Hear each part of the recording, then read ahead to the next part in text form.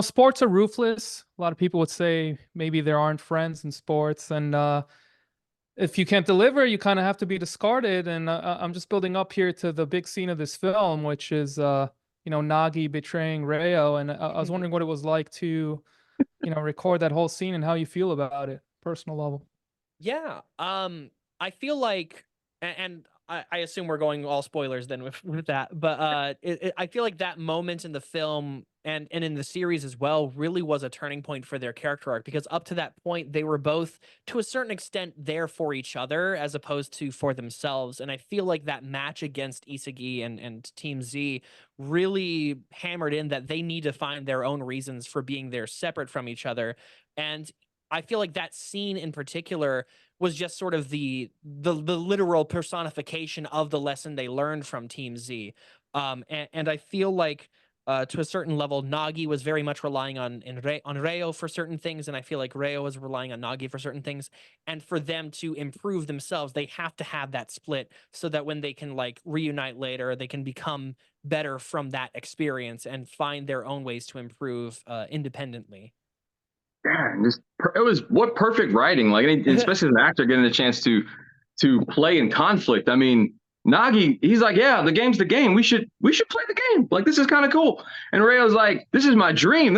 I've poured everything into this. And Nagi's like, wait, isn't this what you wanted from me? I'm kind of like, I want to explore this thing that you've been talking about this whole time. So what a perfect clash. It was so much fun getting to dive into those emotions. Hmm. Damien, did you actually cry for that? Like when that kind of scene happens in the recording booth, do you literally make yourself cry like in traditional acting, or yeah, What scene are we talking about? where The right in that the scene dumping where scene. Yeah. he betrays, Oh. Yeah, yeah, that was for sure a couple of times. So I got a couple goes at it because I was like, this is the big moment, and as an actor, I'm like, I don't know when I'll ever get a chance like this again. I want to live in the present and give this everything I possibly can. And so that monologue, talking to Nagi was real emotions coming out of there. I'm glad that it made it that you could pick that up through the. I haven't seen the movie yet, but I'm glad you were able to pick that up through watching it. Hmm. Uh, do you feel that Rayo is selfish or selfless in that aspect that, he keeps speaking like, he's helping to build Nagi, but in a way he's trying to build himself and his future. So, Yeah, I think he's human. I think there's some aspects of imperfections where it's like we love to see our friends do amazing, but oh man, when they're doing better than you with other people, that you're like, whoa, that's kind of ow, that does kind of hurt. Like, but how should I feel about that? And I love that he was battling with that conflict, and I think he's battling with both right now. He's like, wow, I did just pour so much into this guy, and he turned his back on me, but also I do want the best for him, but damn, does he want the best for me? Like, it's a tough human experience. And I can see with Nagi being such a hard person to read that like you could easily spiral into like, well, does he even care about me anymore? Kind of like I could definitely see that being a big source of conflict for Reo in particular. I've known Jonathan Rick for a while since, He aired, and I was curious what it's like to record this show with him, voice Oh, director. yeah, it's been an amazing experience. There was a lot of things about Nagi as a character that were very like tough to like pick up on early on in the series. That like I feel like we were able to discover and develop as we continued on working in the show. And to be able to go back and revisit some of the earlier moments with Nagi and even his moments before the series, just finding those nuances was made so much easier thanks to Rig's direction. A lot of the things that he noted, that we tried to keep at the front of our mind while working as Nagi, was that he kind of almost feels alien to this world, like he's like this ghost wandering around, kind of like curious as to like humanity and like, oh, why do people try so hard? Everything I've done comes so easily to me, so like why don't these people just find things that are easier for them to do, like less resistance? Why try so hard and all that stuff? And we tried to keep a lot of that in mind. And then there was even multiple times in the show or in the film where we'll get to a new moment and Rig will be like, well, let's go back to that first scene and we'll reestablish that kind of like mood and that mentality and stuff like that. So working with Rig on this film was an amazing experience. Yeah, he's a great leader. Like, just like, I'll go to war with that guy. I mean, he's very precise. You trust him because he knows what he's talking about. I love that in a leader. And then as an actor, you do want some input. You do want to kind of bring yourself to the table. So when I did get a chance to make suggestions or say, what if I try a joke this way? And he'll go, let me see it. Let me see if I like it. And so he would still offer that collaboration effort in there within his precise and knowing exactly what he kind of wanted to see. So it's so much fun. I love playing with Rig. Yeah. How do you feel about the whole concept of a prodigal child, a gifted child, who's kind of lazy, kind of squanders away his talents? And I'm sure you've met people like this. Everybody has throughout life. And does that kind of thing bother you, or have you met people like this maybe in the dub industry even? Or, I feel like for somebody like Nagi, to which certain things just come so effortlessly and easily, I feel like it's easier for people who do have to try harder to get that to that level to have a little bit of a resentment towards those people. It's the kid in class who would just get A's, easy A's on every exam without ever opening a textbook. And it's I don't think there's any reason to like have any resentment myself towards characters and people in real life like that. I feel like the kinds of characters like that, or the kinds of people like that that tend to be a little bit more frustrating, are the people who get a little bit too big-headed early on, and they're just kind of like, well, yeah, I am the best, like off of like 2 or 3 opportunities that they may have gotten really early on, and just kind of make value judgments about others on that. But I feel like Nagi as a character doesn't really make those kinds of value judgments. I think he's just more like examining in his own mind, like, what is it about this stuff that like makes people so passionate about it? And then when he finally discovers that for himself, like he's almost all in. I think he's still got a few ways to grow in the series as it continues, but he's definitely starting that journey of discovering that passion and stuff like that. So I feel like short answer long, that like I enjoy playing characters like that. And then I've lost my train of thought of where I was going with this. It's okay. But I've definitely run into people like him in the past that are just effortlessly good at things. But I try not to hold it against them personally, unless they start to be kind of a jerk about it. As a teacher, anytime I'm in a teaching position, yeah, it's so frustrating.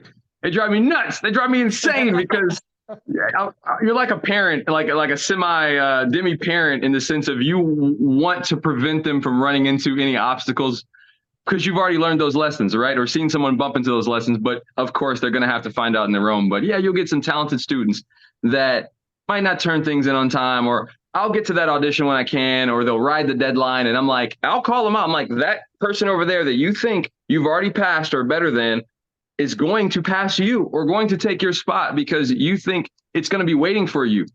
This industry is in the arts forever will continue without all of us tomorrow. So if you think you're so special that you can take your time to respond to that agent that reached out to you, to get back to the to a fan, or to get back to a friend, okay. Yeah. Okay. Good luck. And I think your answer kind of reminded me of the point I was trying to make earlier, that like Nagi is a very good showcase of that, like, oh yeah, there are people that can have this raw talent, but that it can only take you so far unless you start putting in your own effort and your own blood, sweat, and tears into improving yourself. Even at that really high baseline, people can surpass that baseline with just hard work and their own dedication to it. So like, if you want to stay in the game, you got to start like caring. And there's even a moment in the film where Nagi you do kind of see a little bit of that part of his ego, where he's just kind of like, well, this isn't for me because like I can already see myself winning this already. So like, why even bother trying? Because I know I'm going to win anyway. And I feel like that's an aspect of his ego that we don't get to see as much of in the series. So thank you for reminding me of the point I was originally trying to make earlier. Yeah, I saw some similarities. Well, I know, Cayman, you worked at a Classroom of the Elite, and I saw some similarities to the show there in season 3, where they're trying to vote one person out. And I guess it's kind of something you have to do as an adult. You have to make decisions to what's best for you to succeed. And I mean, have you ever had to do that in your own life, kind of, even if it's a friend or something? 100%. Choosing to go into the arts. I mean, most people are picking maybe more realistic jobs. Engineer. I'm going to be a doctor. I'm going to be a lawyer. I'm going to do all these other things. And choosing to go into the arts, where I didn't grow up going to an art school or things like that was a whole different world for me. So that's less time that you're with your friends. They're off doing their dreams. And then you kind of hope to be able to meet up later in life and go to each other's weddings, but nothing's guaranteed. You know, you're going to make new friends. And so you got to choose. Are you going to be the best friend in the world, or are you going to be the best at your job? You know, and trying to find that balance in life of who it's 24 hours in a day and you're asleep for 6 to 8 of it. What are you going to do with the rest of that time? You know, and sometimes you're going to have to be more selfish or more selfless. You know, it's up to you. It's your life to live. But I love that in this show that they explore that in their friendships and when they're by themselves as well. Bryson, I know you hosted an AMA, Ask Me Anything, on Reddit a few years ago, and I was wondering if I'm just going to put you in the spot since I read a lot of Reddit on you know, the English dub group and the Blue Lock group. Are you going to be hosting one of those when the film comes out, or what do you think about that? So I think that one was actually organized by the Haikyuu AMA. It was I think it was a Haikyuu focused AMA because that season had just been announced with the cast and everything. I'm not much of a Redditor person myself, but they had reached out to me and I was able to do that. But I'd be down to do something more like that if the community reaches out, for sure. I don't know how those tend to be. I don't know how those tend to be formatted, or if it's just more casual as me just being like, "Hey, it's me, do this." Because that one was a little bit more like organized, so I wasn't sure if that was like standard for Reddit stuff or not. But that was a lot of fun. There was like 6 or 7 years. I think it was 2017, so that was like 7 years ago at this point. So like I could probably do for an updated one. How are you guys gonna get the word out in the post-credit scene, you know, without the spoilers? Because I know a lot of people might get up before. You know. This happened with the Haikyuu movie, which also had a post-credit scene. But I think Rig was in the first screening, in the first couple of screenings, and I kind of just took after him. I was just kind of like, I saw people standing up, and Rig would just be like, "There's more," and I was just kind of. I wasn't quite as like loud, but I would like whisper to the person next to me and be like, "Hey," I would say it loud enough that others can hear me. Be like, "Oh, there's a post-credit scene, by the way," or something like that. So, will you both be participating in future Blue Lock soccer tournaments, like those in-person fan events? Oh, they had one. I would love to. I'd be down. Much like I would in the past. I kind of sat in the stands, watched everybody else do it, and then afterwards I kicked the ball for the photo.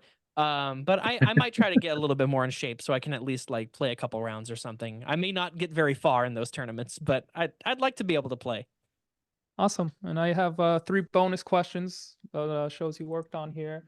Sure. And so Cayman, you know, I was a big fan of Remake Our Life, and I found your character interesting because you know, the protagonist essentially, by going back in time, he makes his own life better, but he ruins everyone else's life pretty much. And I was wondering your thoughts about that.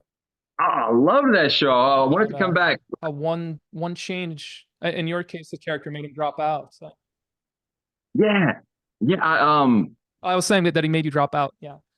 Oh yeah, it made me drop. Yeah. I love that show. I loved as a filmmaker myself, it was so cool to see a story about group projects and the conflicts that happen, and it was so realistic, but in a way that drew me in and didn't take me out of it. That was such an awesome show. And to Bryson, I was wondering what it was like, since I was a big fan of teasing Master Takagi-san. I was wondering what it was like to voice Nishikata, particularly in the scene where he decides to let the lost cat be adopted by someone else. So.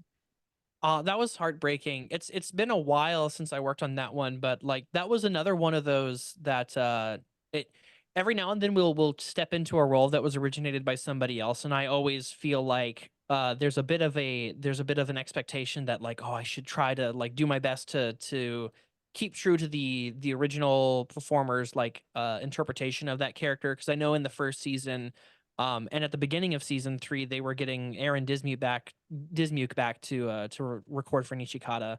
And I know that I was originally intended to just be a temporary voice match, and then for him to step down from the role and be like, hey, this is all you, man. Like, I appreciated that he was willing to like give me some of the insights into the character that he did for that character. So I yeah, that's a long answer to a short question. But like it was such a fun movie to work on and a fun season to work on as well. For sure.